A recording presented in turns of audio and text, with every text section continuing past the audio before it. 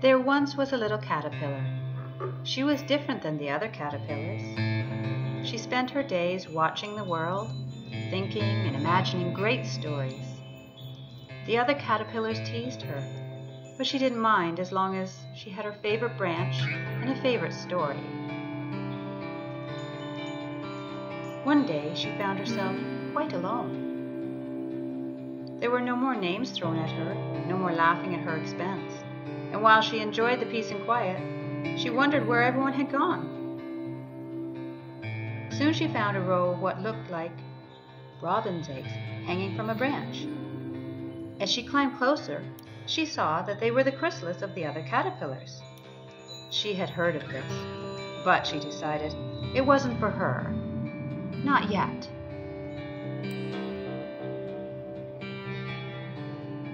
She kept herself busy as summer wore on, climbing and eating and trying not to change. But eventually, even she had to surrender to nature, and she curled herself into a solitary chrysalis.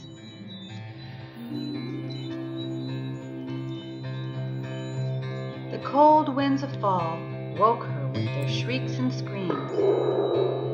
She emerged.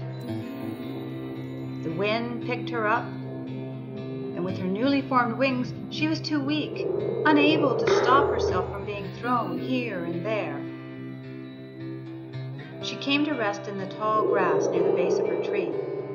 As she fought to catch her breath, she heard another kind of scream. This was not the wind. It was soft and sad. She looked around, and as the wind subsided and the autumn sun bore down, she spotted a ladybug stuck in the nectar of a flower. It was burning under the sun. Without thinking, the butterfly fluttered over to the ladybug and offered it shade so it could free itself from the sticky flower and find safety. The sun burned her wings, but she stayed in place until the little bug was safe. She fell in pain into the grass. After a long while, she stretched her wings.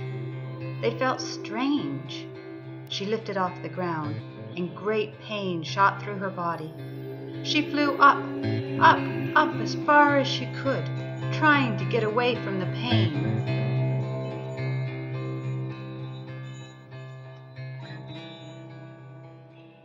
Soon she was out of breath and came to rest on a high branch. She heard a voice through her pain. She decided to investigate, but really hoped it wasn't another ladybug in distress. She stuck her head into an opening in the trunk of the tree.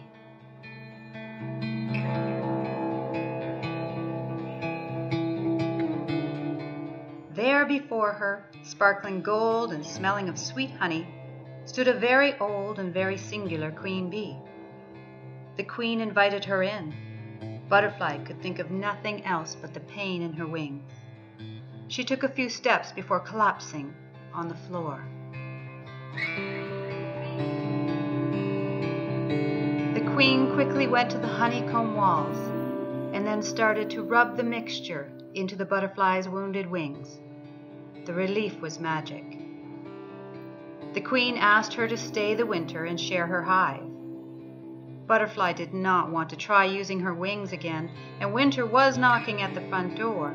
She thanked the bee, and they settled in. The winter flew by, with bee telling stories and tall tales that kept the butterfly thoroughly entertained. Too soon it was spring, and Butterfly knew it was time to go. The queen decided to give the butterfly her crown. Butterfly accepted with great respect. She flew out of the hive and into the cloudless sky, and realized how weak her wings had become over the long winter. She managed to make her way to a tree in a nearby forest. She puffed with the effort it had taken. She looked around her as her breath returned, only to have it taken away once again. Before her was a nest, and in the nest were two baby birds, squawking with obvious hunger. This was not where a butterfly should be. She tried to fly, but her wings merely fluttered without lift. This attracted the baby birds' attention. They went silent. Butterfly fluttered her wings once more in hopes of escape. The baby birds laughed. The sun was dancing through the sunspots on her wings and bouncing off the queen's crown, dazzling the babies. Suddenly, the sound of wings interrupted them. The babies remained silent as their mother hovered over her nest. She stared at her quiet babies and then at Butterfly. They struck a deal. The mother bird would not eat Butterfly if Butterfly looked after the babies for a few days and let the mother bird rest. Since Butterfly needed time to exercise her wings and she didn't really want to be eaten, she agreed to the deal. Her time was spent with dancing in the sunlight, learning how to build nests, and trying not to be sick at feeding time. Before long, the deal was complete, and the birds and the butterfly, all ready to fly, bid each other goodbye and good flight. Butterfly flew for days, taking her time to sip from many kinds of flowers, speak to many creatures, gathering and telling stories beyond her caterpillar dreams. Eventually, she felt the pull of the great butterfly tree and soon came within sight of it. As she came close, the sky began to darken and the tree bent under the arm of the wind. The flutter was there, gathered around the tree, but they were in a panic. Butterfly felt the panic in her wings as their words were carried on the wind. Save the caterpillars! Save the chrysalis! Butterfly flew up into the tree.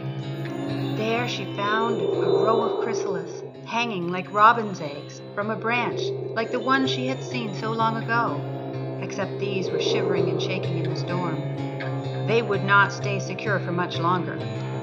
Butterfly dove to the ground and gathered sticky nectar from the flowers and fortified the chrysalis to their tree. Then she dove down once again and again, gathering and weaving grasses together, making a nest to protect them.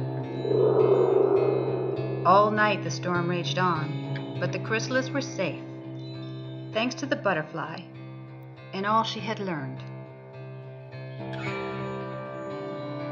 The flutter of the great butterfly tree called her a hero.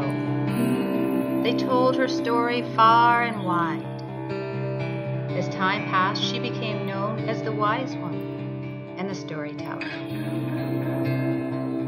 All the little caterpillars would come to her rocking chair, and Butterfly would weave stories and share the amazing adventures she had experienced in her extraordinary life.